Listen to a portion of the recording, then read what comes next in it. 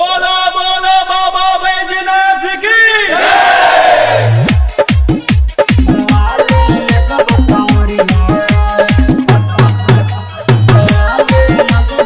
DJ Vikas Simrahi presented by CBL DJ। बोलबम के गूंजेला नारा हो, देवघर में भीड़ होला बहरा हो। बोलबम के गूंजेला नारा हो, देवघर में भीड़ होला बहरा हो। सबसे पिया रहब अगड़िया हई पान लगे रुआ गमछिया बाबा ले लगब कमरिया। हई बांध लगे रुआ गमछिया बाबा ले लगब कमरिया।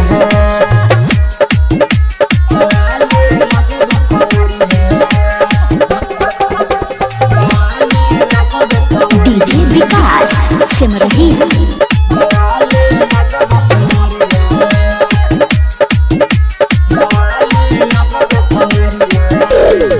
सब कंवरिया से लगब सैया तू तो सुन हट के। जलना तन को छल के पाई भीड़ से चली हो बच के। हाँ सब कंवरिया से लगब सहिया सुन तू हट के। जलन तन को छल के पाई चली तू बच के। बाबा के पुगरिया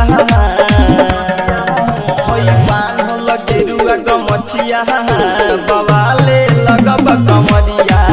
हई बांध लगे रुआ गमछिया बाबा ले लगब कमरिया।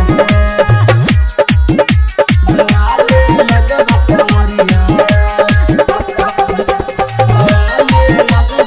डीजे विकास सिमरही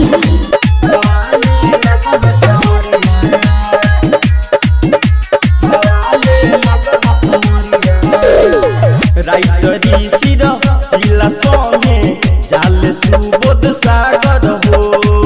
अमिंदर दीवाना बाबा के भक्ति में बावे लागल हो।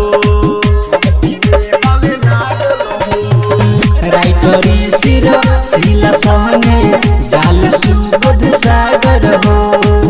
अमिंदर दीवाना बाबा के भक्ति में बावे लागल हो।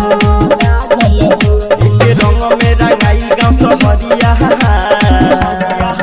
हई बान लगे रुआ गमछिया बाबा ले लगब कमरिया। हई बांध लगे रुआ गमछिया बाबा ले लगब कमरिया। सागर रिकॉर्डिंग स्टूडियो लक्ष्मीपुर मलहा टोला।